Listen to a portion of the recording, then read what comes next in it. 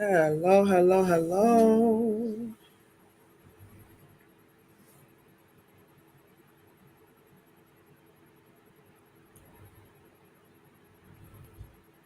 Come on in tonight. Come on in.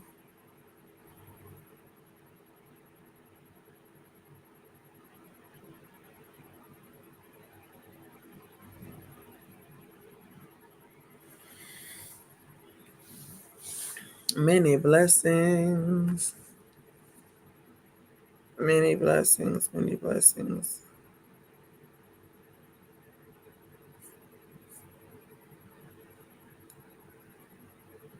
Come on in and do share if you will.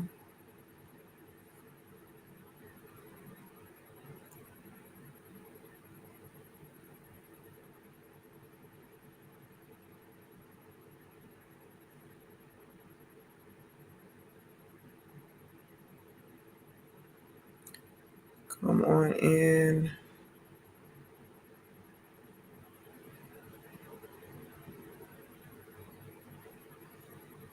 I was trying to broadcast or be sure that I'm broadcasting from our Facebook group as well. For some reason, it seems not to be trying to connect. Well, let's try once more. Many blessings. Come on in and do share.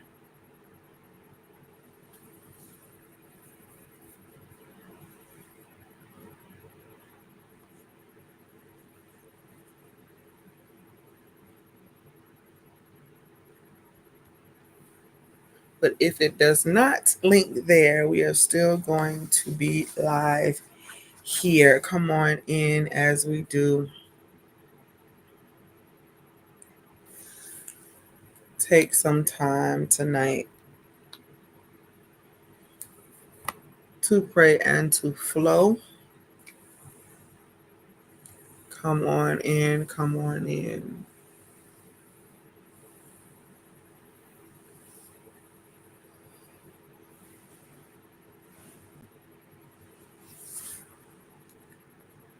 Come on in. Come on in.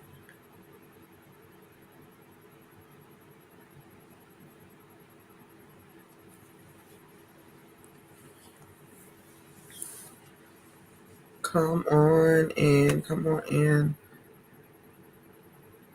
Blessings upon blessings, Nadia. Come on in and do share.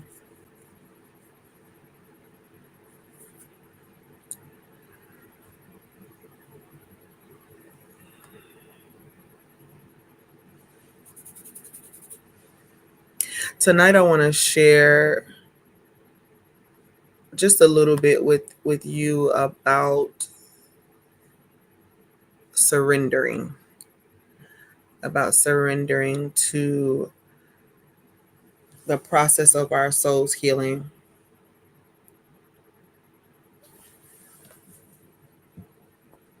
the process of surrendering to our soul's healing. And I do want to pray for and cover anyone here that has accepted that process. I will say anybody who is in that process, but I believe that we all go through that process at some time or another. I think the toughest thing is to surrender to it and to let it be. Is to surrender and to let it be. It's easy to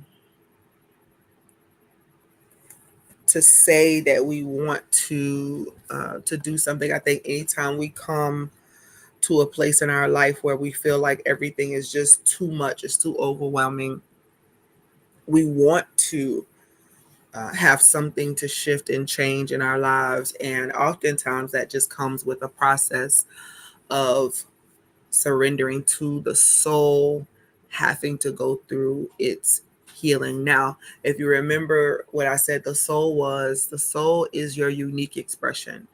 It is, the unique expression of the great I am showing up in this world as you, as me, as the next individual. The essence of everything is God itself. God is everything. He's omnipresent everywhere at once. But the unique expression of us goes through the motions of life, things being piled on top of the next thing, growing up, having to learn all these new things, these new ideas, the process of other people, how they do things. And with that being said, y'all, we end up getting kind of mixed up in the game, experiences, life, and that is just the gist of what we're all experiencing. We're experiencing life. But there is a point where we make a decision that we don't want to settle for whatever. We do not want to just be subject to whatever is given to us and saying, here, take this, eat this. Many of us who are, when it comes to food, just say, for instance, you have your preference when it comes to food. You don't just take whatever somebody puts in front of your face and says, here, eat it, because your palates, they don't do the same thing that somebody else's palates do, right? And so your soul is the same. It's a unique expression, and therefore it requires what it requires in order to grow. Blessings, Destiny. And so your unique expression, your unique soul needs something different. But the problem is not that we're not aware that we may need some healing, that we're not aware that we may need to grow in some areas. The problem comes in when it's time to surrender. Surrender seems like a bad word. Feels like you just gonna cop out and be a punk. And so we kind of don't want to deal with that word surrender. But let's go ahead and define it real quick, and then I'm going to give you a few things to help you to feel a little bit better about the word surrender and to take it as your ally today, so that you are more comfortable with embracing this journey. As we're going to be talking, of course, on Sundays, as we do the podcast, the Love Walk Approach, we're going to be talking about the approach of love as the law of this world, the true religion, right? Love is the true religion. It is the thing that heals all things, that covers all things, that removes anything that doesn't need to be there when we surrender to it. And so we're going to talk about what it means to surrender to your soul being healed, because in order for you to walk out a love walk approach, you have to be okay with the fact that, hey, there's some things that's happening inside of me that I need to be able to face and deal with, so that I can fully live this life and live it to the fullest, right? So I can have life and life more abundantly. So I don't just have to listen to these conversations or listen to people talk about the scriptures or listen to people talk about all these wonderful things and miss out on all of it. All right. So the word surrender means to cease resistance to an enemy or opponent and to submit to their authority. To cease resistance to an enemy or an opponent and submit to their authority. Now, you might say, well, what are you trying to say, Apostle? Are you trying to say that I'm supposed to just let the enemy take over, that I'm just supposed to, no. But there's a portion in the scriptures where Jesus said, don't resist evil. Let it do what it's going to do. Let evil be evil. Do you know why? Because technically evil is just the absence of love inside an individual. Absence of love because of all of the things that they may have endured, and they begin to live out their life from a perspective of venom and hurt and pain.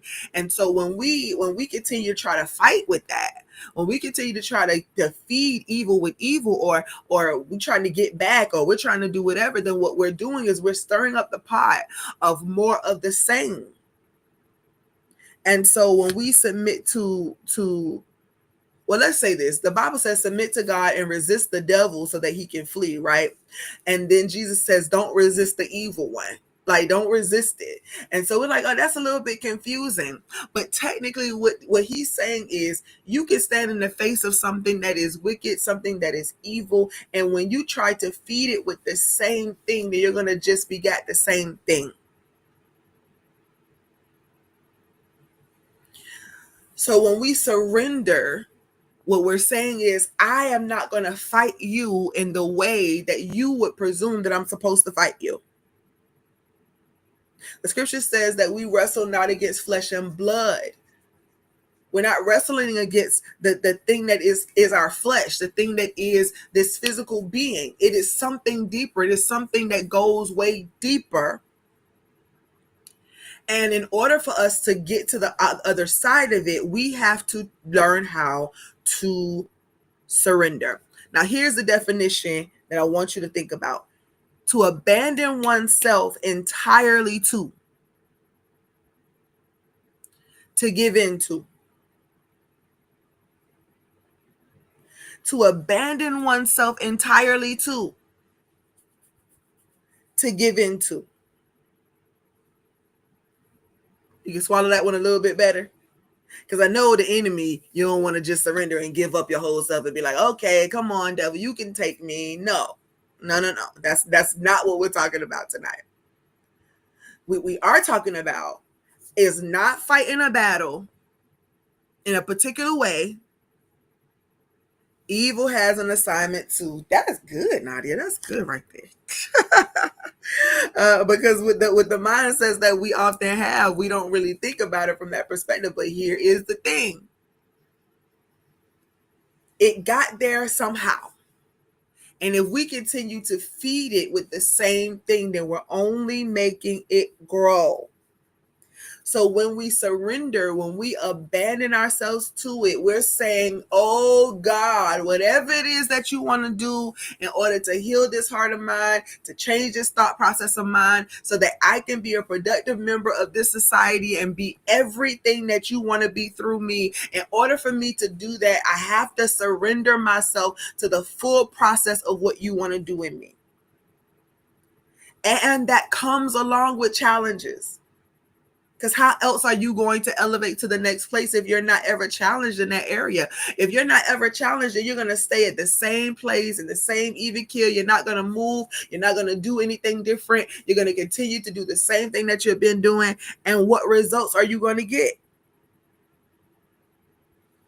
So we are learning to surrender to the process. I was listening to Ricky Briar Beckwith. And she sings a song called Let My Soul Surrender. And if you've been following me for any length of time or showing up for any love walk services or spiritual fellowships, then you've heard the song before. Let my soul surrender to the heart of God. Let my soul surrender to the heart of God. Let my soul surrender to the heart of God. Let my unique expression give over totally, completely, give into the heart of God. Let me say it one more time. Let my unique expression, let Shalonda, let Destiny, let Nadia, let my soul, let my unique expression give into, surrender to, submit to the heart of God. In other words, I want to have that same mind that was in Christ Joshua, that understands that I say what the Father says, I'm doing what the Father does, and I want to surrender this thing, this cloak of bondage and hatred and envy and whatever may come that causes you to feel oppressed within yourself. I want to surrender all of that to you, all the pain, all the hurt, all the issues, all the things that make me feel as if I'm never going to be enough, all of the things that keep me bound in these certain particular behaviors and thoughts that I have. I'm going to surrender all of that over to you, oh God, because what I want is to have life and life more abundantly.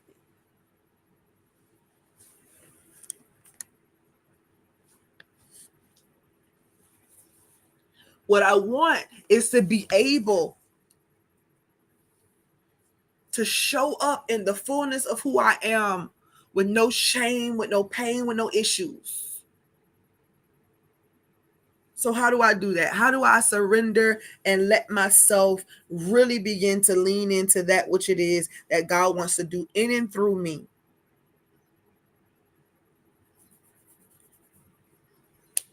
This is a very personal part, right? It's your unique expression.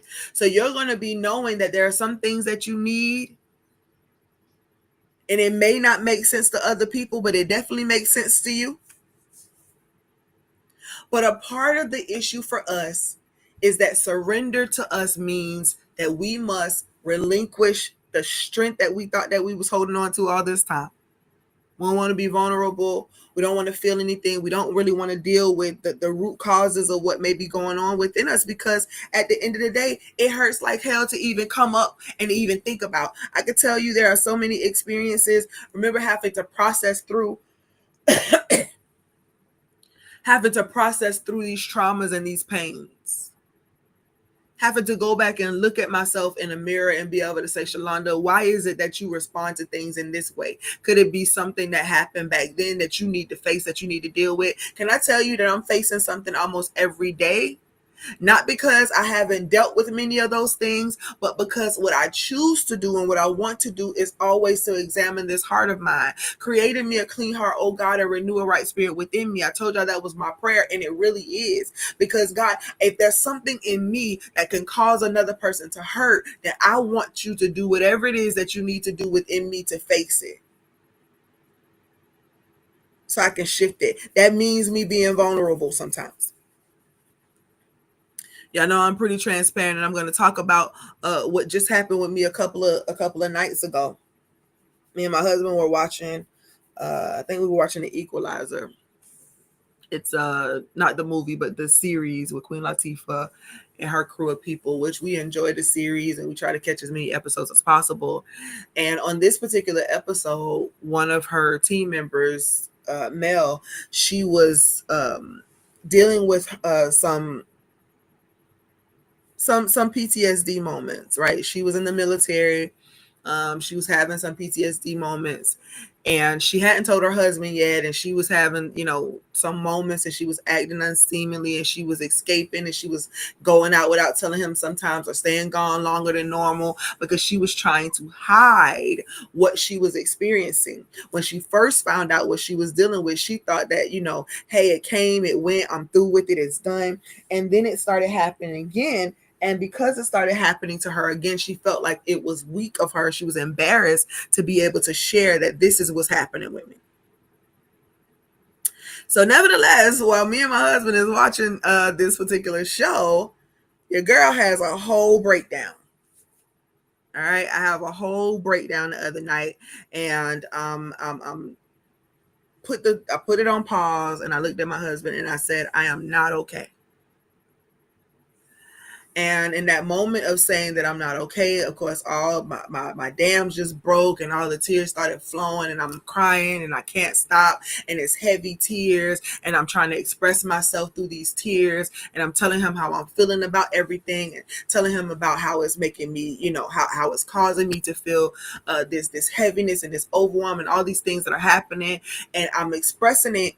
And it took me a minute. I've been within, I've been doing my work, I've been processing, but that was one of those things that needed to happen. Feelings of disappointment, feelings of dishonor, feelings of overwhelm, feelings of, oh my God, like how many times do I have to say this? Why do I feel like I'm not being heard? And then I had to go right back, of course, to places in my past where I felt like I wasn't heard. And then I was thinking about, or sitting here and again processing, and I'm thinking about my children, and I'm thinking about the many times that I have lashed out or yelled or been in such irritability where they got the brunt of what I was feeling. And they talk about the yelling or the things that happen, and I'm like, man, Shalonda, why were you? And in my heart of hearts, I said, because you're yelling because you felt like you weren't heard. That's a trauma. Processing through. This breakdown happens. I'm vulnerable as ever. And some people may think, well, that's your husband. At least you got somebody that you can be that way with. You can do this. Listen, y'all can say it in whatever words y'all want to, but it doesn't change the fact that it's a personal experience, and nobody wants to feel wide open and vulnerable all the time.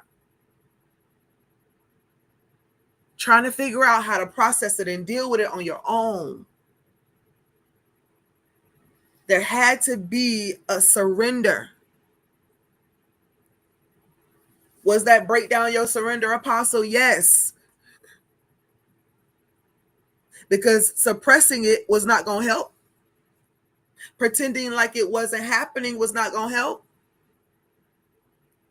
So you use that what you have to be your strength in the moment, and you choose, hey, I just got to be able to release it. So it was a major breakdown. Not that it's my first one. But for some reason, this one right here was a little bit tougher to let go. It was a little bit tougher for me to release it. It was a little bit tougher for me to surrender to the weight of this break. I felt it. Been feeling it for months. Been going through the motions. Still showing up because I can do that. I know how to be present. I know how to show up and give of myself and give of my giftings. But it was such a weight, such a weight, such a weight. And I had to surrender to that moment. I had to surrender to that moment. Why? Because suppressing it would have only made it worse. It would have continued to just make it all worse.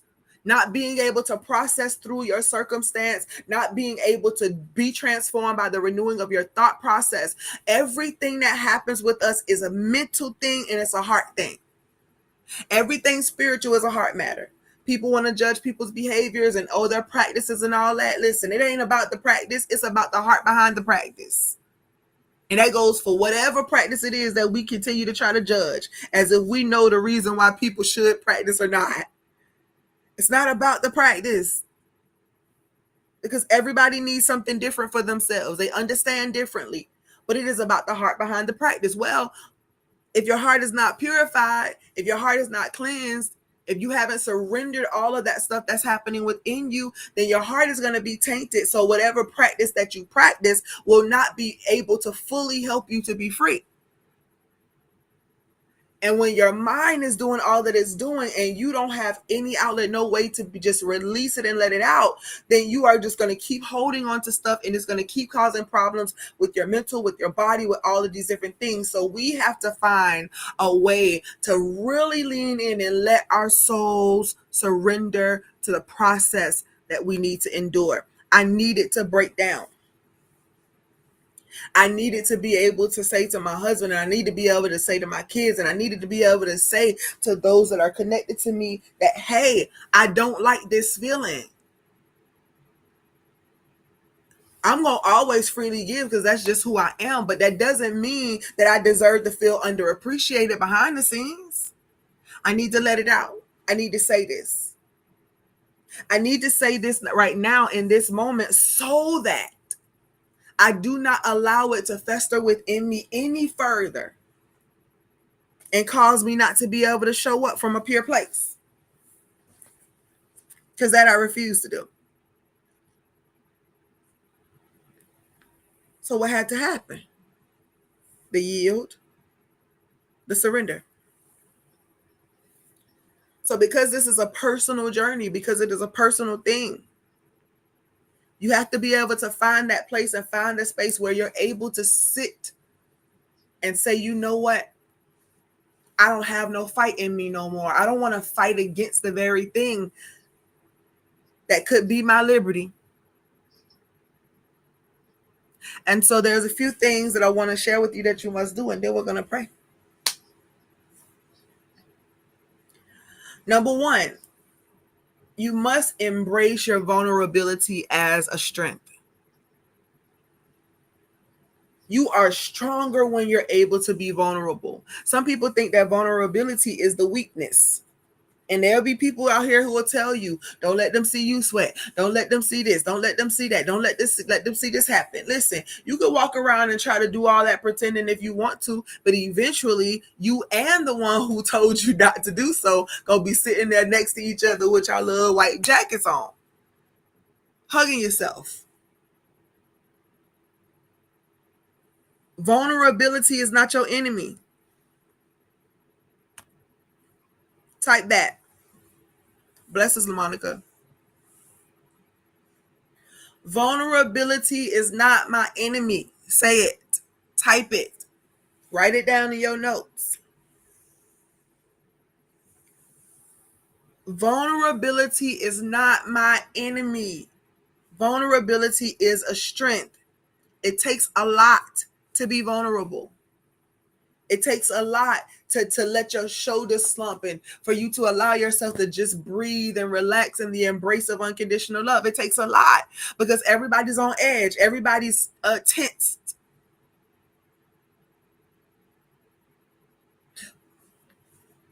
When we surrender to this healing process, we allow ourselves to be vulnerable. Why?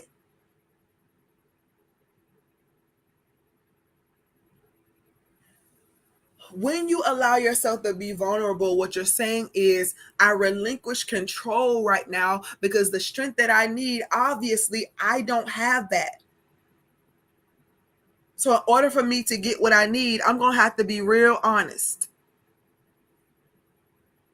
I'm going to have to be honest and say that I feel scared. I'm going to have to be honest and say that I feel like I'm finna fall apart. I'm going to have to be honest and say that this thing right here really has me overwhelmed. And you do that, of course, in the place that is designated for you to do it. I'm not saying go and be vulnerable with the whole wide world because that is not going to help the situation at all either.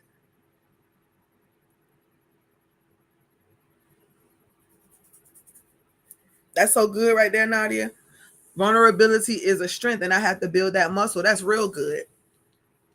And that's a perfect example. Because I say it all the time. When a person is lifting weights, you know that they're building something, but they have to press against what? The weight of what they're lifting. They have to lift that weight.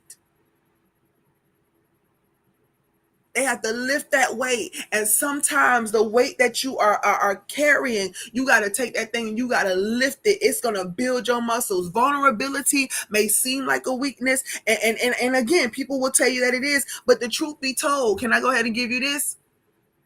When you're trying to protect yourself from being vulnerable, you're just further stating that I'm scared. When you allow vulnerability to be your strength, what you're saying is, God, I trust. Perfect love cast out fear, right? See, this is why the book that's coming up is called Love as the Master Healer, because I want to go into some conversation. Now, it's stuff that I've been practicing in my coaching practice for a long time, not giving words to everything, but we use love to strengthen us. We use love. So people accepting you as you are, saying, hey, I'm willing to listen to what it is that you have going on right now. But now I love you also enough to give you something new to help you to shift your mindset and to heal your heart. And I love you enough to go through the process. But in this process, you're going to have to trust that perfect love casts out your fear.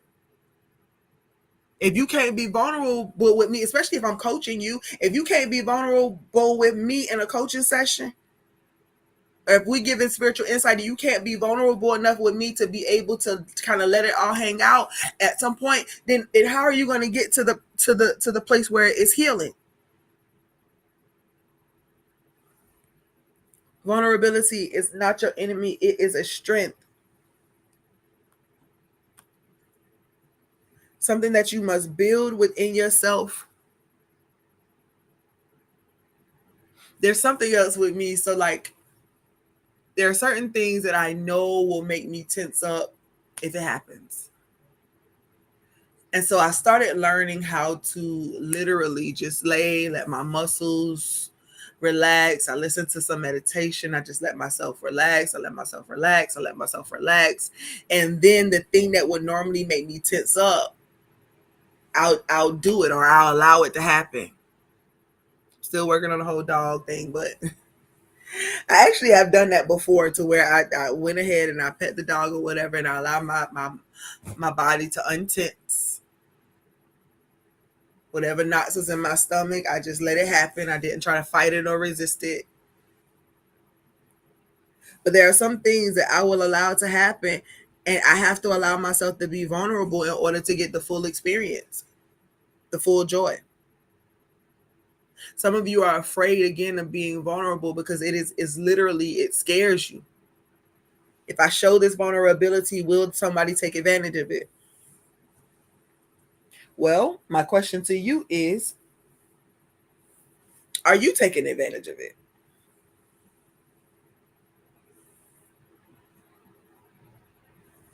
Are you looking at your vulnerabilities or the places where you consider to be your weaknesses, and are you just going to let it be?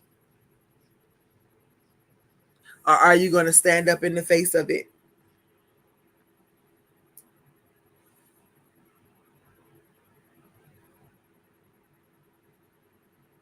It does not feel great at first to think, oh my God, I'm going to lay here. I'm not going to tense up. I'm going to be here. I'm not going to tense up. I'm not going to be afraid. I'm not going to be, when you're doing all that thinking, then you're restricting yourself from being vulnerable. Find the proper place for you to be vulnerable and let it do what it do. It's strength. This is when you surrender to your soul's healing. Again, we're talking about healing, so we're talking about things coming up that you may not want to have to deal with, talk about. You don't understand. You don't really want to. You got to choose. When your soul is healing and you have surrendered to the process, then you must trust divine timing. That's number 2.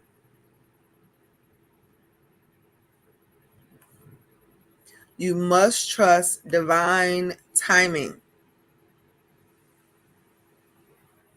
Again, this is a unique journey. The amount of time it took for somebody else to do it don't mean it's going to be the amount of time for you to do it. But I promise you, when you finally get to that place and it's your appointed time, you'll know it. See, everything will become more heightened, and you just want to, you need it. It's almost like you're thirsty for this healing. It's almost like you got to do it or else.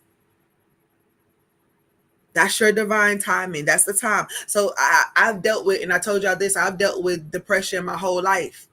I remember being a sad kid.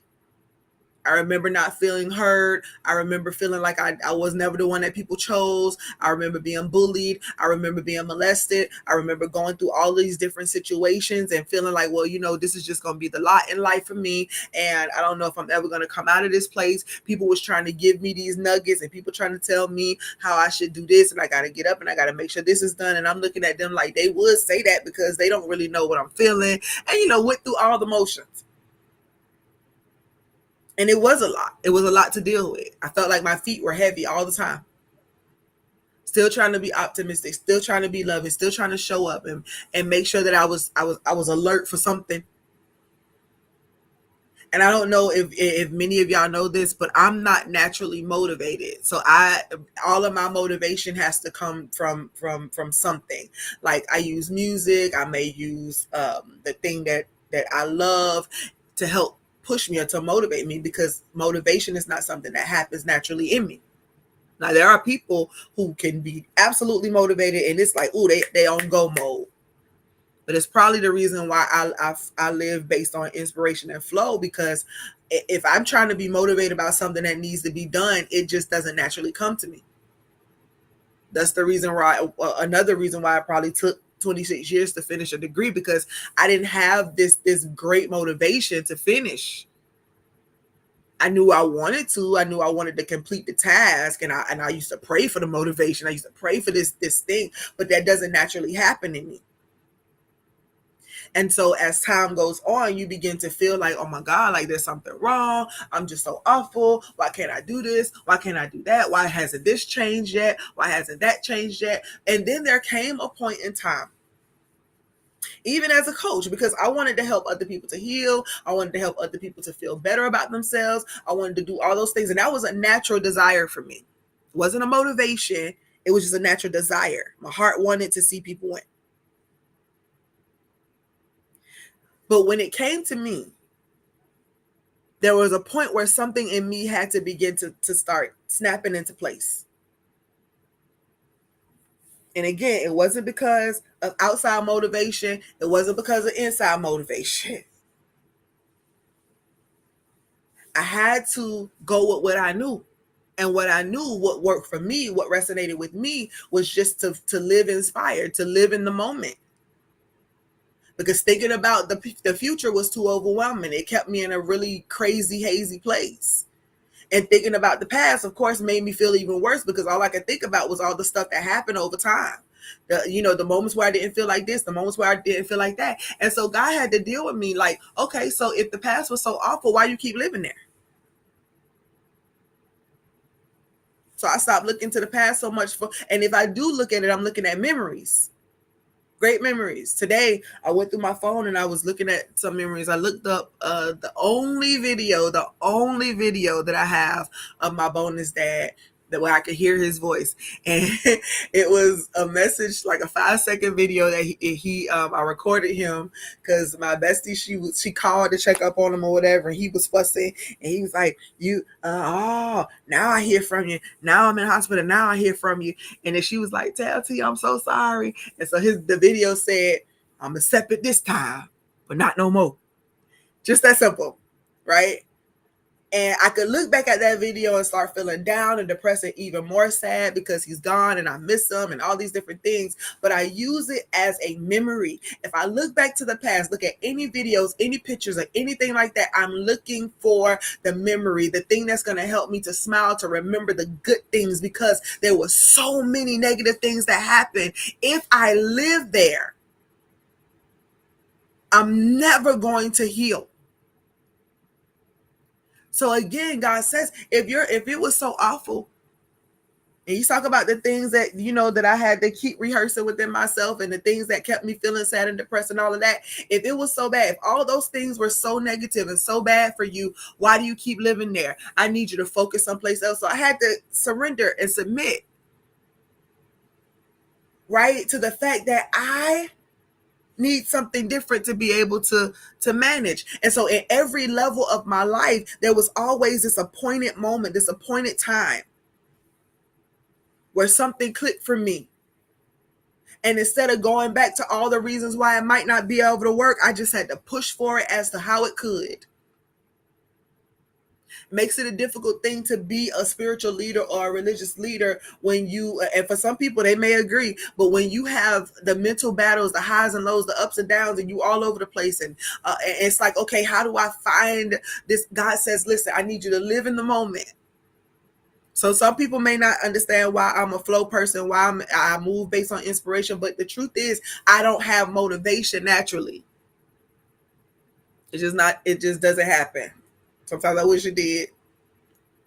But instead of keeping to wishing that something else is different, that I just ask God to help me to be well with me. And in that perfect timing, what needs to click for me in every season will click for me in every season. I'm not going to continue to labor over it. I'm not going to continue to fight a fight that's just not my fight to fight. I don't like what happened in the past in every respect, so I'm not going to live there. It'll keep me down. It'll keep me depressed. It'll keep me feeling overwhelmed. It'll keep me feeling like I'm not worthy of love. I'm not worthy to be loved. I'm not worthy to love nobody. Ooh, do anybody even really want this raggedy love I got? All these different questions and thoughts. No more time for that. When you submit to your soul's healing, there is a divine timing. So all of the things that you gathered up into this time may have just been seed. But then there is the watering that comes, and then God gives the increase. Do not feel as if nothing's working.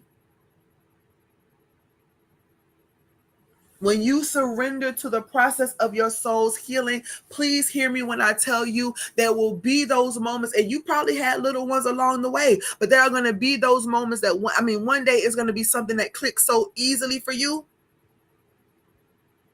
Yes, LaMonica, refocused mindset. It's just like going to school all your life. You don't learn everything in kindergarten. You don't learn everything when you get to 6th grade. You don't learn everything when you get to 9th grade. You don't even learn everything when you get to college. Life is a forever lesson. We're continuously learning, no matter what it is. So the divine timing for you, it is there. There is an appointed time for all things. Continue to allow that those seeds to be watered. And the seeds that you may need for this season of your life may need to be planted.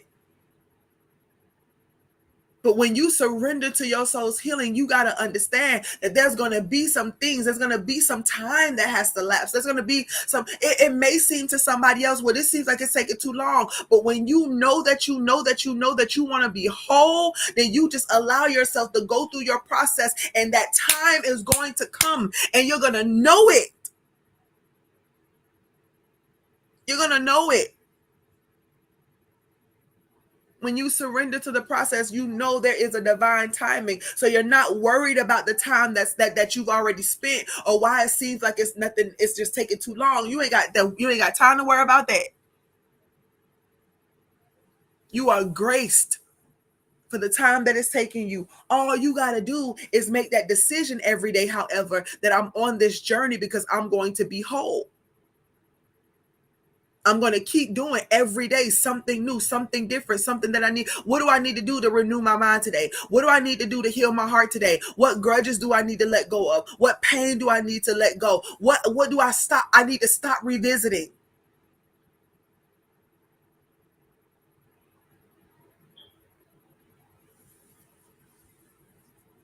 It's your unique journey.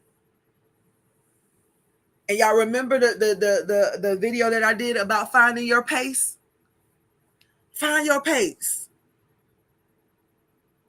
Because at the appointed time, you will arrive. If you faint not, you're going to see everything that you've been working for.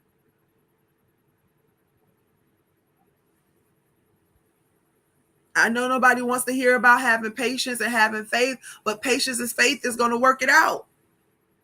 The faith is seeing beyond what you see, seeing where it is that you're aiming to go, seeing what it is the outcome needs to be. That's faith. It's seeing it before it ever manifests. As a matter of fact, faith is seeing it first so that it can manifest. You can't have anything that you can't see, because it's you, it's your mind, it's your heart that's doing the work.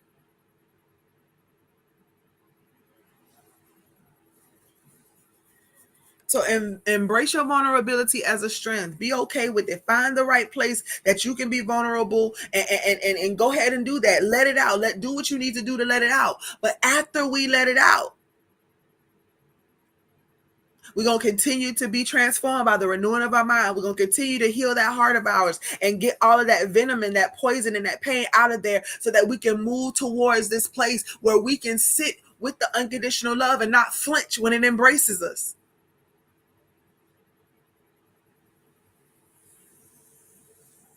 And that leads me to number 3.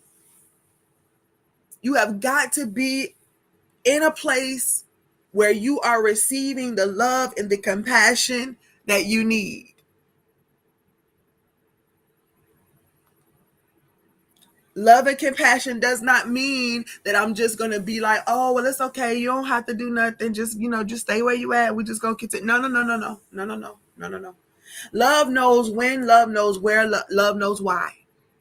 And love knows for how long. There's a season of nurturing, a season of being fed and being coddled, but then there also comes the next level where now I had to be able to stand you up and let you get strength in those legs to be able to stand up on your own 2 feet. And then eventually you start pulling up on tables and trying to walk around the table by yourself because you're trying to find your independence. It's a process. But with loving kindness have we drawn thee. Listen, there's a whole bunch of things that can be done. I could give you a million prophetic words, but if there is no love attached to it, then there's an issue. Some of us are trying to find something. We're trying to find the answer. And while you're trying to find the answer, don't be afraid of your vulnerability. Trust that your timing is going to come in the due time. You're going to work it out. It's going to happen. As a matter of fact, once you surrender, it kind of happens faster than what you think. Everybody done heard that statement, a watch pot never boils. As long as you watching it, you might not see no results. But literally, like, I don't know if y'all ever just boil water and notice, but as soon as if you standing there waiting for that water to stop bubbling, you'll see them little tiny bubbles at the bottom of that pot or whatever, and those little tiny bubbles will keep just doing what they doing. Turn around, go to the refrigerator and try to grab some water or grab a bottle to drink, or turn to the stove because you got to stir whatever's in the pot. All of a sudden, literally, or turn away from that particular pot and stir the next pot over. You take your eyes off of that, and I'm talking about within like 2 seconds, you'll hear all of a sudden it begins to boil. Trust the process. If we trusted the process, then we wouldn't watch the pot. We would put it on and we would do the other things that we may need to be able to do and trust that it is going to boil in due time. I know that listening to these conversations about love walking and all of the different things that I may do for you, and I'm saying, hey, what that heart look like, telling you to do introspection first. We can sit here and point outwardly at everybody else and what they got going on and how they made us feel and all of those different things for the rest of our life. And we will continue to be on that hamster wheel, running in circles and going nowhere.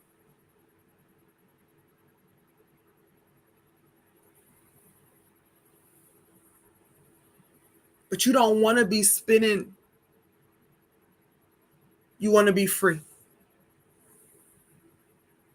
So allow the process.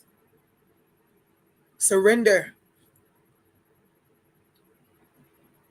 Some of y'all may feel like, well, I don't even know if I could trust God in this situation, because if God cared, then why did these things happen to me in the first place? Why does my life feel like this and all that? And that's, of course, because there's been a misconception about what God does and what God does not. That's something we're going to end up talking about at some other time, but I need y'all to understand it. God gave us full authority and power to live out our lives. And so therefore, you learn as you grow. And when you get to a certain point of accountability for yourself and you get to make decisions and you get to look back on everything that's ever happened and you get to decide, this I'm keeping, this I'm not. This I'm going to hold on to because this was good stuff. This was wisdom. This helped me to build some real good muscles and all that. But I'm going to leave that right there back there. I don't want to carry that poison with me to this next place. I don't want to carry that poison with me to the next place. My soul is crying out for wholeness. I'm tired of spinning in circles. I'm tired of going around and around and around and around and not seeing anything take place.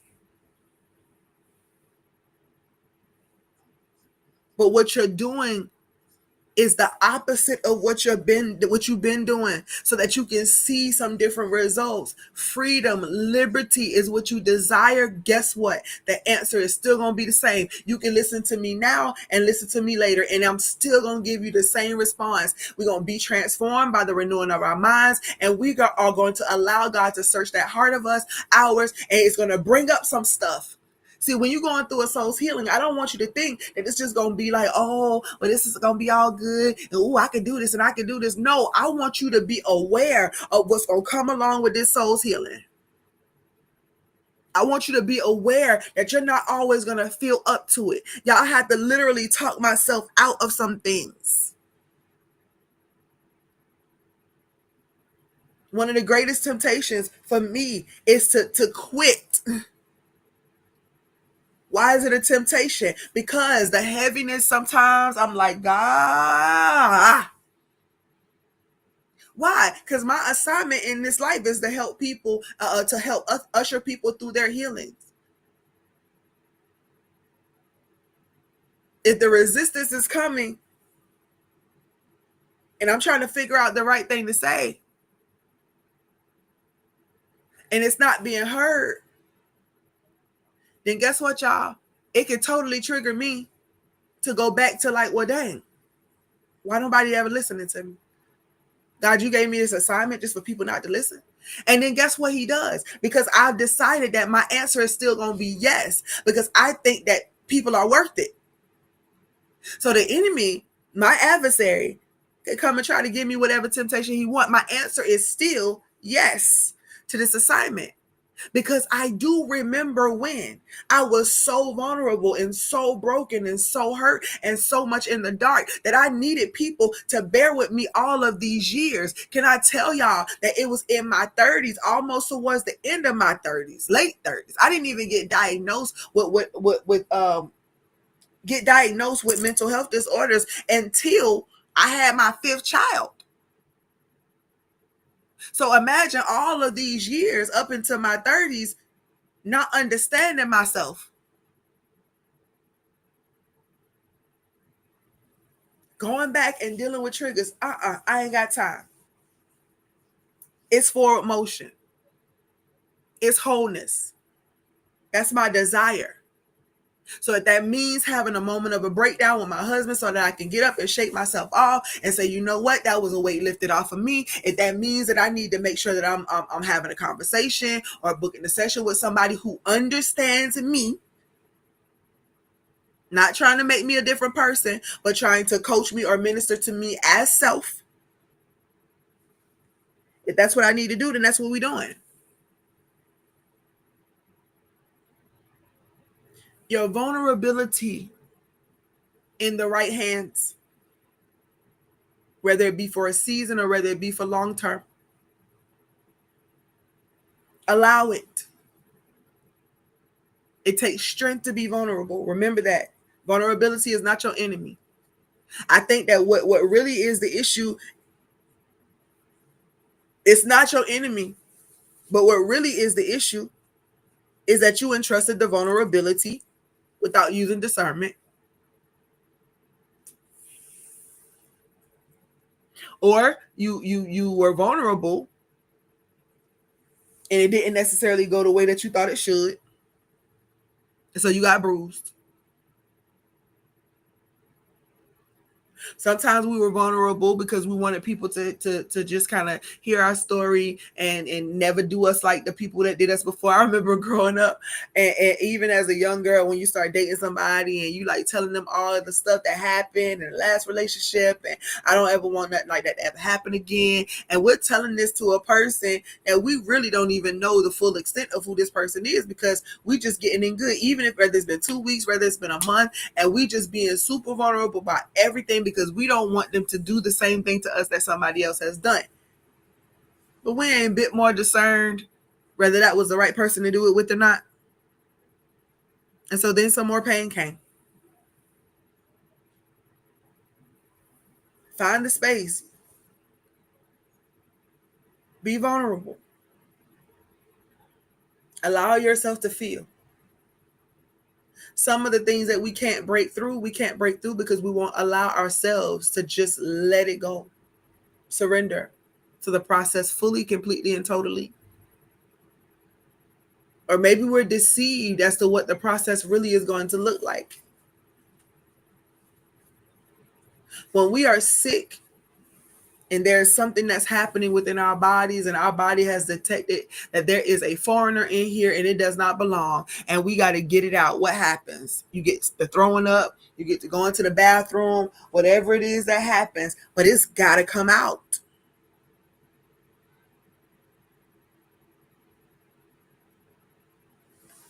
Yeah, LaMonica. For sure it did. Because you're looking at everybody else and they seem to be so stable, quote unquote, and you feeling like, well, I told you that I was going to write a book, and I have the cover for it, but it's called The Diary of the Bipolar Prophet. And I'm going to write that story one day because I do want people to understand where I am now as far as how I feel about all of it and how I'm able to decipher the difference between when I'm going through this type of episode and when this really is just the weight of the world or the heaviness of the world on my shoulders, because I got to prophesy and get something out. But it was a process to trying to understand the difference.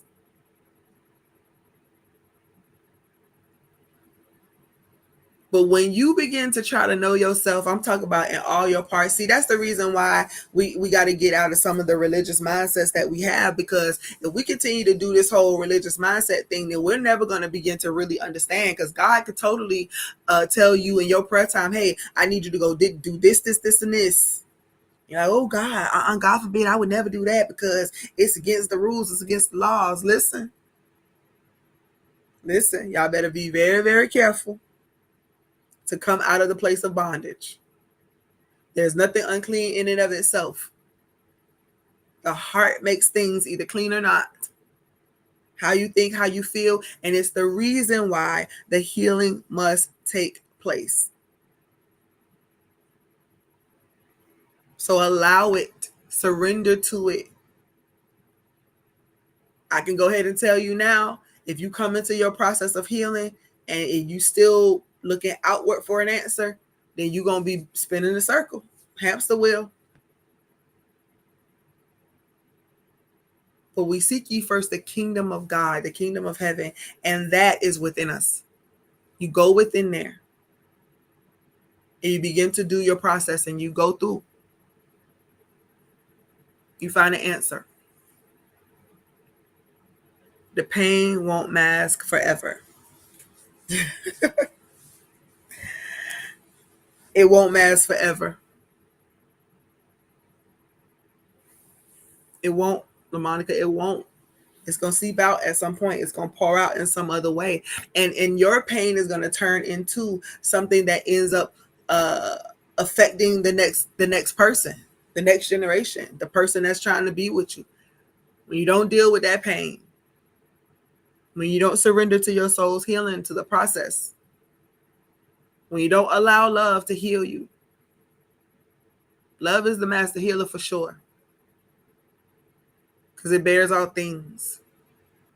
And we try to skip away from bearing things, period. But to fulfill the law of Christ is to bear the burdens of one another. So we use that place and we get healed in the way that we need to, so that we can in turn go out and give somebody else the strength that they need. It's a process indeed, but it's one that you can endure.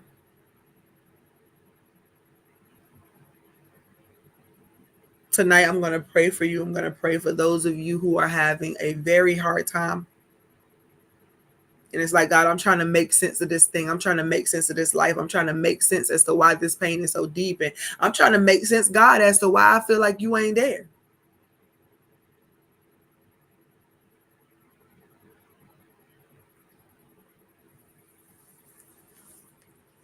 So I want to cover you tonight. I want to pray for you tonight.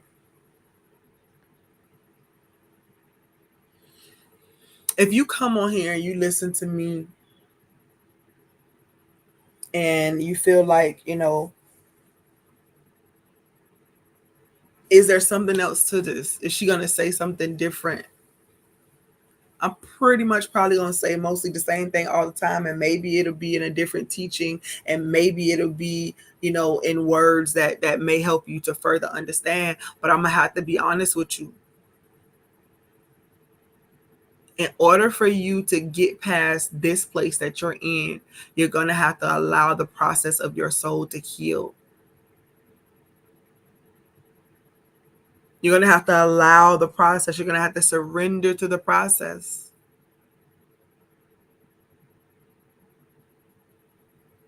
You're going to have to be transformed by the renewing of your mind, because if you're not, then you're going to keep playing the same program over and over again. You're going to have to allow that heart of yours to heal. God says they come close to me with their mouths, but their hearts are far from me. So I hear you talking, but where that heart at and what it look like? And so you got to be ready to surrender. Every time you've ever gone to an altar, every time you went up for prayer, saying, God, I want this, and this is what I want for my life, and I want to be free, and I want to be free, and I want to be free. What you were saying to God is, I want to release everything that's in my heart, everything that's in my thoughts that will prohibit me from healing and moving forward, that will keep me from living in this world in unity and peace and harmony with others. I know it gets wearying. I know. Please believe me when I tell you. I know it gets wearying. I know it gets hard. But the more you practice this, the more you practice your healing, the more you are involved in your healing,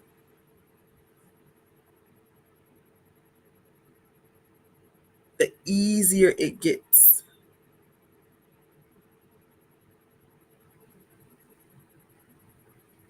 It becomes something totally different. It becomes a journey that you are actually looking forward to, learning something new that helps you. See, right now, most of us are feeling like, well, why I gotta be the one to take the low road? And why I gotta be the one to do all the checking on myself? And why I gotta be, because other than that, what you got? The blame game? Victim mentality? Are those things that you want to live with for the rest of your life? No, I don't think it is. Going within is what helps us to begin to see, empathize, even get some healing going on. So if you are present, blessings, Queen Amelia.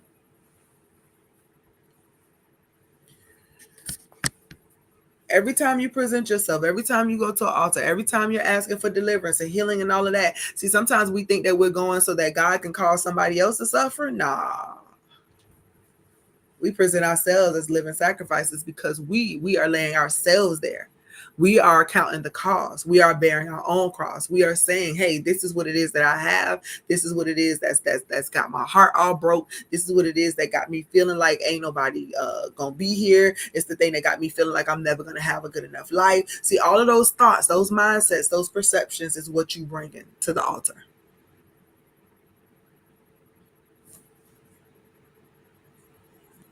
So right now, I need you to hold that in your heart.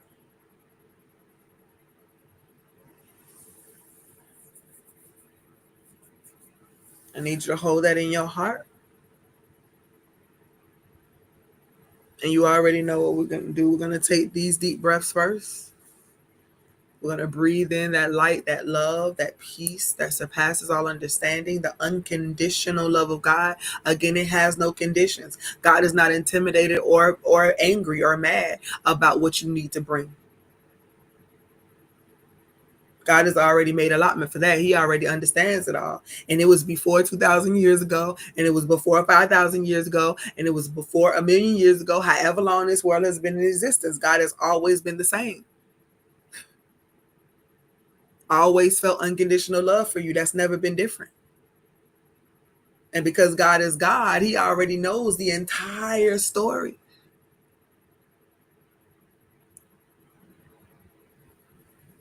You were always intended to get through this place. Let's take that first deep breath in.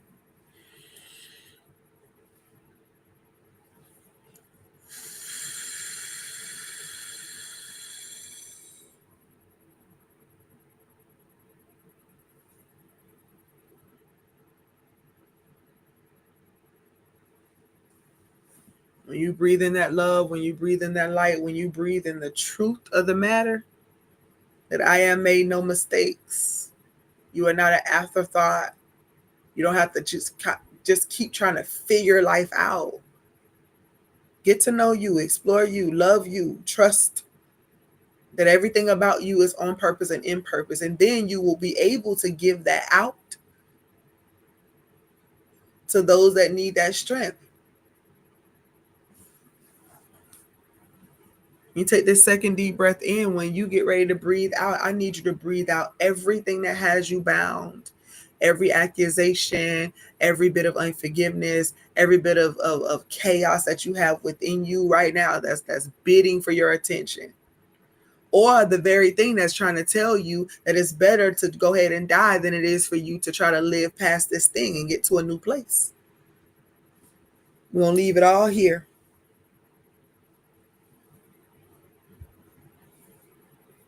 We're going to leave it all here. Take that deep breath in.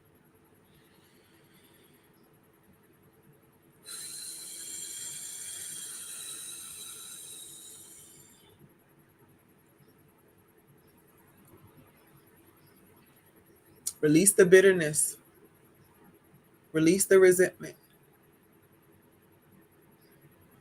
Release the envy and even jealousy of watching other people come into their healing and you're still feeling like, what's going on with me? Why is it not happening for me? Listen, I told y'all I felt like I was behind my whole life. God had to allow me to see the fullness of who I am, and that I have a place, and that I fit, and that what I offer to the world is valuable too, just like with everybody else. And it's not from a selfish perspective. It was selfless. He had to begin to allow me to deal with me within so that I can show up and be the fullness of who I need to be. You have so much in you, so much that you have yet to see. But it's going to take you releasing and letting it go, and deciding, hey, I get to choose whether I'm going to live in this bondage or whether or not I'm going to allow those chains to be broken. We're going to take this third deep breath in, but when we do, we're going to leave it all behind. We're going to leave it all behind. We're going to leave it all behind. Take that third deep breath and don't forget to hold it in gratitude. And when you release it, I'm talking about release it. You don't even have to release it slow right now. You can release it however you need to. It may be a strong sigh. It may be a scream. It may be whatever you need to be. I just need you to let it go. I need you to release it now. And decide, like God told me, listen, if the past was so miserable, if those things in your past were so miserable, why you keep going back there? Why you keep living in that space? Why you keep turning back to look at it? If you're going to look backwards at all, only look for the beautiful memories. Look for the hugs that you receive, the pictures of joyful times and moments. But if you didn't like it, if it was the worst thing you dealt with, then why you keep going back to look at the picture? Why you keep going back to think about the thing? If the past is that intriguing,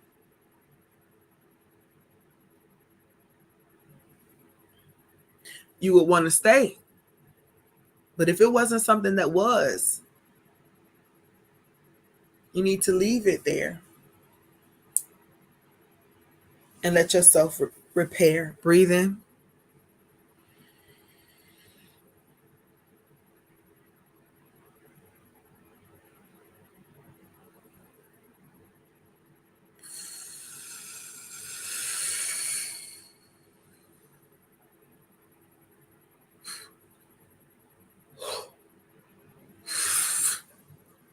Whatever extra you got in there, push it all out. Push it all out.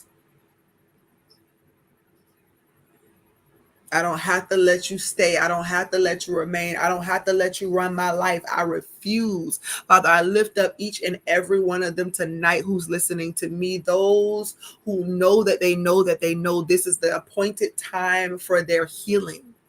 It is the appointed time. That's why you led them into places and led them into a place where there's a conversation about healing. There's a conversation about forgiving and releasing and letting go. There's a conversation about growing and maturing in love, God, because you brought them to this time because it is their appointed season to be free.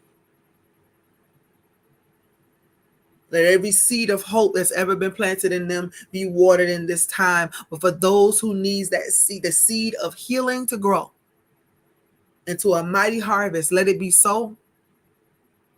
Let it be so. Let it be so. Let it be so. Surrendering to the process. Surrendering to the process.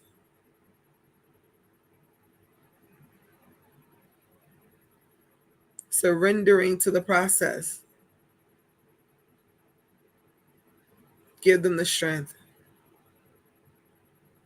Let them know that they are not alone.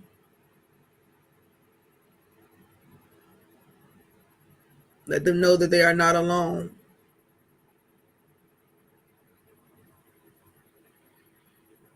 Whatever it is that you feel like is too heavy to carry, why are you still carrying it? Put it down. Even in this moment, put it down. Put it down. You carrying the weight of who somebody else should be in order for your life to be better? Put it down. Because no matter how many people outside of you change, until you change your inner programming, you're still going to keep experiencing the same thing, just with different people in different locations. This healing right here is for you. It's for you to recognize that you want better for yourself. That you no longer want to deal with that pain and those issues, but you know you've seen the possibilities of life. You've seen them. Look beyond this space. Look beyond this place. Look beyond this place.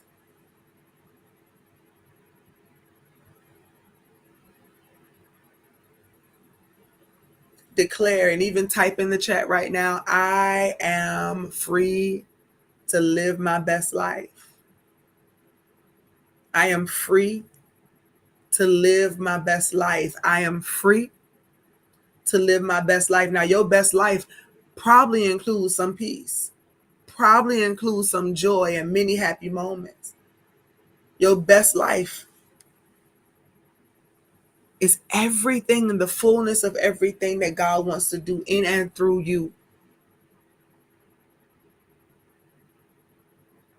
I am free to live my best life. I come into agreement with it now.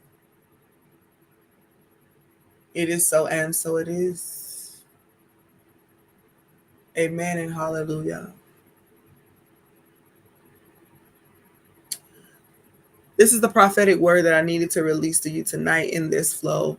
And that is that things are coming to a place where they are settling in the world, like in the atmosphere, in the earth, in the cosmos.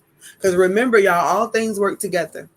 So what's happening out there, the planets and the planetary alignments and all of these different things and phases, God had a plan for all of those things. He had a plan for all of those things. And so as it aligns, as it changes, as it shifts, as above, so below. And so below would be earth. Well, in the earth, you can tell that the things that are happening in the cosmos are happening in the earth. How do we know? Because we have summer, winter, spring, fall. We have the days on the calendars. People who had the genius to try to figure out these timelines. It's all working together. Yes, Nadia. Yes, LaMonica. It's all happening. It's happening. And so there's been a lot of shifts. There's been a lot of shakings. There's been a lot of feelings and emotions that have been happening in many of us, and we don't really know what it is because we're afraid to go beyond what we were taught. We're afraid to study to show ourselves approved, so we don't even realize that all of these things are working together, and there is coming a great settling. There's going to come a settling. Now, we're going to be tempted in this time of settling to literally settle and to not move, not to do anything. Take your time to rest, to rejuvenate, not feel pressured to just rush out and do something.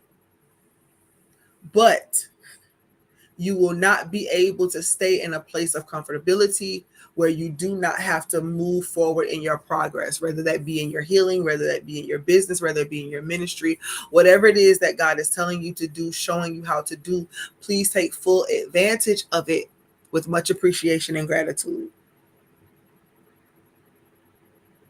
So there is a settling coming.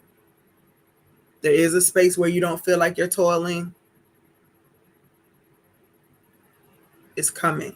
As a matter of fact, in the spirit realm, it's already present. You just got to come into agreement with it. That's faith. Apostle said that it's a great settling coming, and I can declare it and I can say it, and I know that it's true. You're going to see it happening all around you, where people are all of a sudden going to look so peaceful, going to look like, oh my God, that weight is off my back. That means there are going to be needs that are going to be met, desires fulfilled. God is going to show out.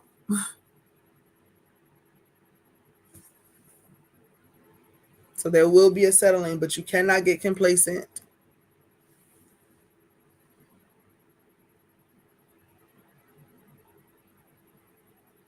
Yes, Destiny. No getting complacent in this season just because the settling is happening. It's so that you can have some relief. Many of you have been stressed beyond measure and you're feeling like it's everything around you. It's the people, it's the situations, it's the things. Nope. It's something that's been happening on the inside of you. If you've been having higher levels of irritability more than you have before, then you need to recognize that these are things, it's just the alignment. But you go ahead and see your liberation. See that in your mind's eye. Feel that within your heart.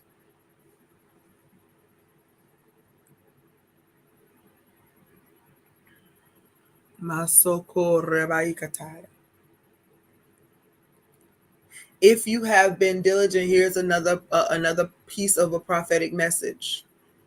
If you have been diligent, like remember there is a process to this. We sow, we reap, we give, we receive. Sowing and giving, they're always first. So despite what life may look like, you may feel tempted as ever not to give, not to pour, not to help another person, all of these different things because you're trying to figure it all out for yourself. Well, be mindful not to forget the process. Because the same way God is answering your prayers, you are also the answer to the prayer for another. Yes, yes, Queen Amelia.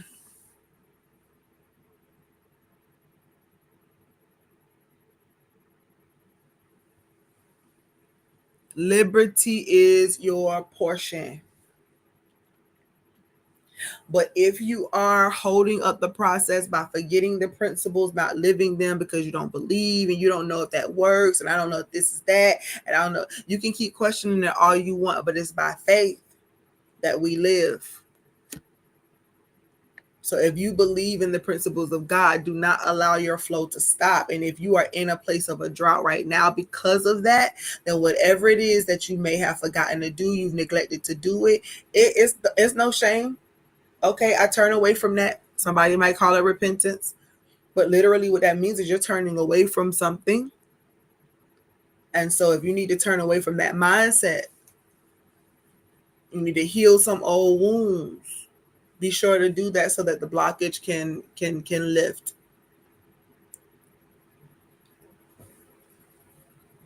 Anytime we withhold something that it is a prayer that has gone unanswered, if it's on you to do something, just do it. Even if it feels uncomfortable, just do it anyway. It's God's way of responding to someone else's need and desire. But he's also going to do the same thing for you when you continue the process.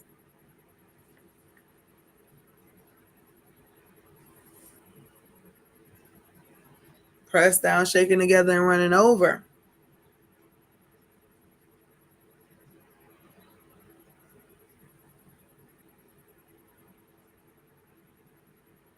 And it absolutely can be. Again, all things work together. And so if there is some things that you need to change in your diet, some things that you need to do to treat yourself when it comes to menstruation. And of course, anytime our bodies go through hormones and all of that, again, we're still directed by the things that are happening in the atmosphere. All things work together. God is all things. God is everything, omnipresent, everywhere at one time, cannot be absent from any portion or any part of us. And that goes for everything. So if God is the essence of all that is, then we got to know that all things are contributing. That's why it's so important for us to heal and to know thyself, to start the process of knowing yourself, to knowing when it is something that you might have eaten or something is that, or it's the time of the month, and this is how I act during this time. So let me make sure my heart is in check so that I don't take these hormonal situations out on anybody else.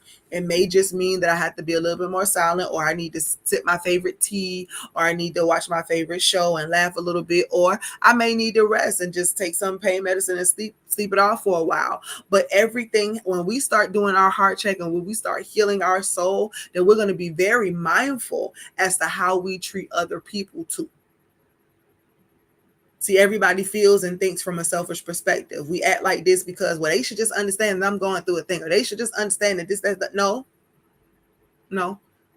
I mean, love, if they're walking in love, then of course they'll try to find some empathy and some compassion for you, but you are still responsible for your responses, and how you react.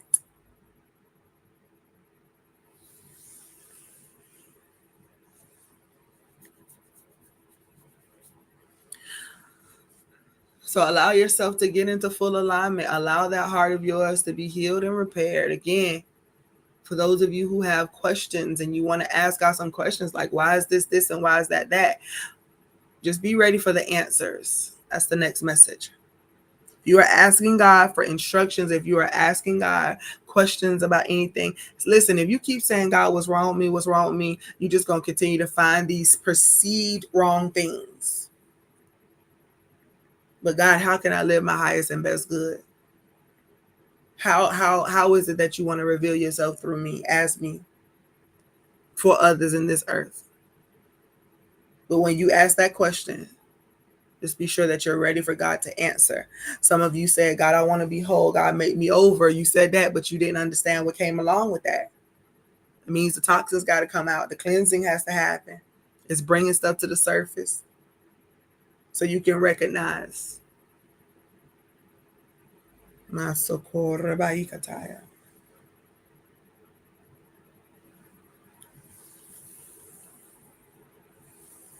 Hallelujah.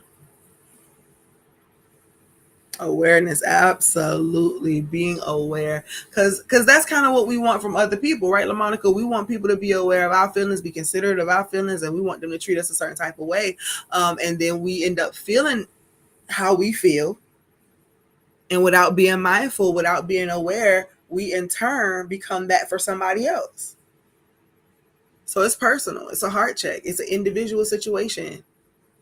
It's a whole selfless walk, because everything that we do within ourselves is so that we can show up on the outside better and not be the people that hurt us.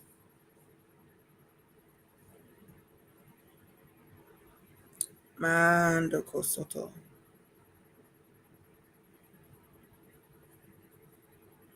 Blessings, Apostle Marilyn.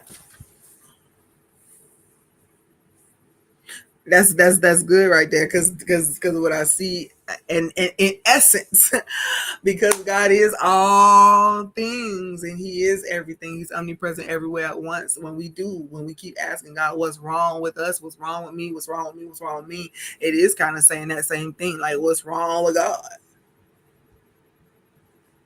And hey, some of you may have that question too, like, yo, God, like, if you're supposed to be this, that, and the other, then why is this a situation? And again, I tell you, it's because people have not explained this thing to us correctly. If we think that this is God up there holding us and being the puppet master, and He got the strings and He's directing all things, then we got it twisted.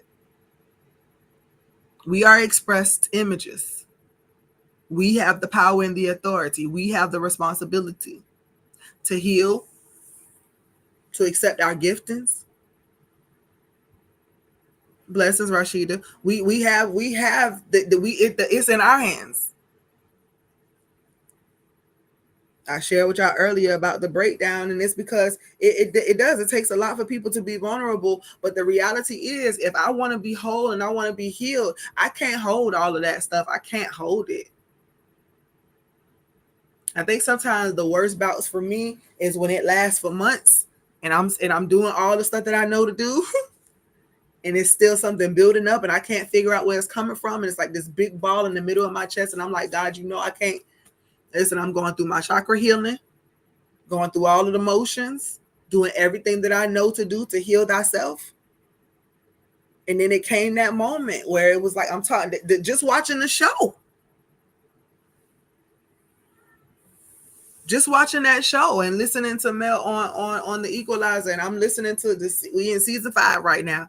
Queen Latifah doing her thing. And then in Mel, she's having a whole post-traumatic stress reaction to some things. And she's talking about to her husband about how she's feeling. And all of a sudden, I just had to put that thing on pause and look at my husband and say, I am not okay. I am not okay. I do what I know to do.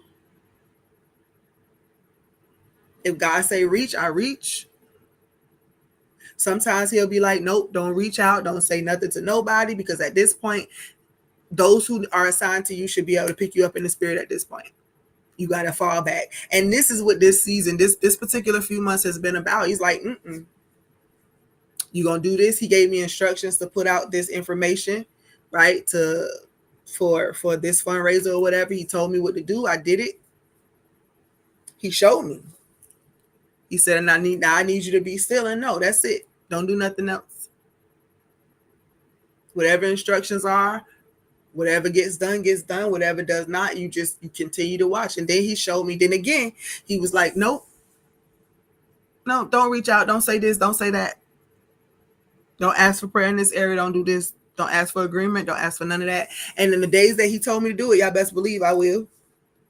But when he tells me not to, and he's telling me to watch, he's telling me, listen, that means he's taking me through a process where he's trying to grow me up in an area. And there are some things that I may need to look at within myself. And so be it. Hey, Mary. Blessings to all of you who have jumped on tonight. This is Thursday Night Flow. We back for at least that portion. For those of you who did not catch the live on Sunday, we will be the Love Walk Approach podcast. That's what we'll be doing on Sundays at 4:21 p.m. Eastern time, and that starts officially on May 4th. We're gonna do Sundays as podcast time. We're just gonna be talking about the Love Walk Approach, and we're gonna build it with you. You get to build it. You get to invite others. You get to share it. Whatever about the messages that resonate with you, then you share from that perspective, and we're going to build from that place. I want to say this to those of you who are yet listening and really want this wholeness to happen within yourself. It doesn't mean that you will not have moments. That's why we talked about earlier, vulnerability. That's not a weakness. That's not your enemy. It takes strength to be vulnerable. And so I need you to know that you're going to go through some moments. You're going to have some places in this process that's going to make you feel like, and so be it. And so be it. It is, LaMonica. I love it. Queen Latifah is doing her thing. But nevertheless, you got to go through your process and you got to find what resonates and what works for you. Again, Romans 14 teaches us about faith. Faith is about being fully convinced within yourself. It's not about trying on anybody else's practice. Whatever practice you choose for your life, make sure that your heart is in it and make sure that your faith is tied to it. Other than that, it is a forced situation and it's not faith. Many of you are bumping into these walls because God is pulling on you and tugging on you based on the questions that you've asked. And he's trying to show you the way that is for you, but you keep bucking it. You keep rejecting it. You keep throwing back, oh, the devil busy. You could keep doing that all you want to. Stay on that hamster wheel and keep spinning in your circles. But one day you're gonna listen to what's happening within you. Again, seek ye first the kingdom of God, the kingdom of heaven. And all the things that you need will be added. But you gotta first realize where that kingdom is. And Jesus already told us. It's within you. So that power, that authority, it's within you. You get to take your life back if you want it. He allowed me to gather some peace. I decided that I got to take my mind off of certain things, and I can't dwell on this, and I can't dwell on what's not done, and I can't dwell on who didn't do it, and I can't dwell on this and that and the other. It's continue to walk the way you've been walking, Shalonda. Continue to clear that heart of yours and move forward. Life is gonna life. But what you need for you, you're going to have to surrender to the process of it happening and trust that God's unconditional love is going to hold you up. Because God is not ashamed of your nakedness, your vulnerabilities, your pain. He can handle it. So let's surrender. All right. So I pray many blessings over each and every one of you. Listen, why don't you partner with us tonight with a seed, whatever that may be for you. I encourage you to sow where you are able to tonight, but above that. So anytime you give, anytime you sow in love, it may be a little bit of a stretch, because what you're saying is, God, I'm planting seed into a place that is good ground, that's going to flourish. It's teaching me, it's helping me to grow. And I want to give my best. Always give your best. And if there's something you cannot do, that doesn't mean you turn around and walk out the door. You take what you have received and you do the best that you're able to do. Share a broadcast. There's many ways that you can do things. God knows the difference between those who are trying to withhold on purpose, those who are afraid because they don't understand the principles, and those who just choose, who just don't have. But if you partner with us, I'm not promising you anything other than the fact that you are sowing into good ground, and that, of course, what we give comes back to us multiplied. But I don't want you to give because it's going to come back to you multiplied. I want you to shift your heart a bit tonight. Love does a lot of things, and a part of what love does is it sees to the needs of others, right? And so, say for instance, you have a need, you go into the government, you go on wherever you need to go, filling out this paperwork, you're asking for them to assist you in something. What you expect is to get a response and to get assistance, right? So you understand that process just fine. When you go into a restaurant to eat your food and you pay for your meal, you understand that process, right? They're giving me some food, I'm going to pay them for the food. I don't want you to come into this environment or any other spiritual environment feeling pressured, feeling like you got to give everything that you have. No, I need you to look at it through the perspective and the eyes of love at all times. If I receive from that place, then absolutely with love and cheer, I give to that place. That's it. No pressure, right? Just be here, be present, grow, expand, take everything that you are receiving. And if it resonates with you, allow it to sink deep within you. Let that seed grow as it's watered. But be always mindful that when you give, do so in cheer and do so in love. So we know the link. Most of you already know the link. I don't even know. I think I might have posted it. I don't know if I posted it.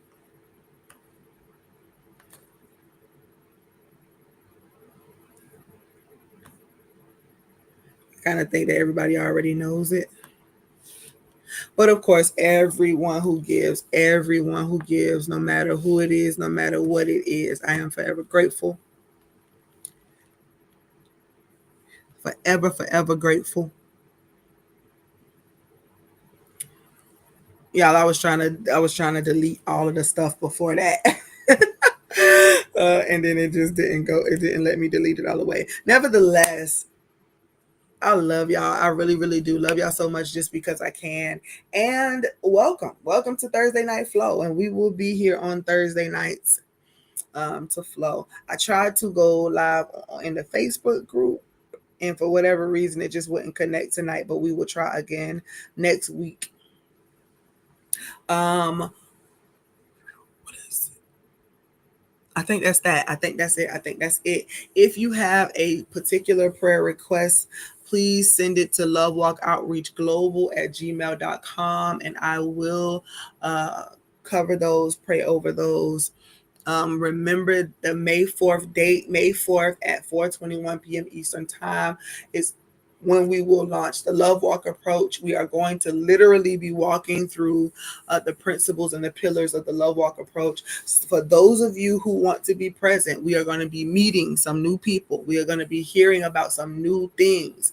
If you've only done a certain thing your whole life, then this might be uncomfortable for you. But I will say that if you've ever just learned other people, met other people that you loved, then that's just the mindset you're going to have to come in here with. Not judging, not trying to figure out why they do what they do. But if you actually listen, then you may be able to get some insight and to grow along the way. Yes.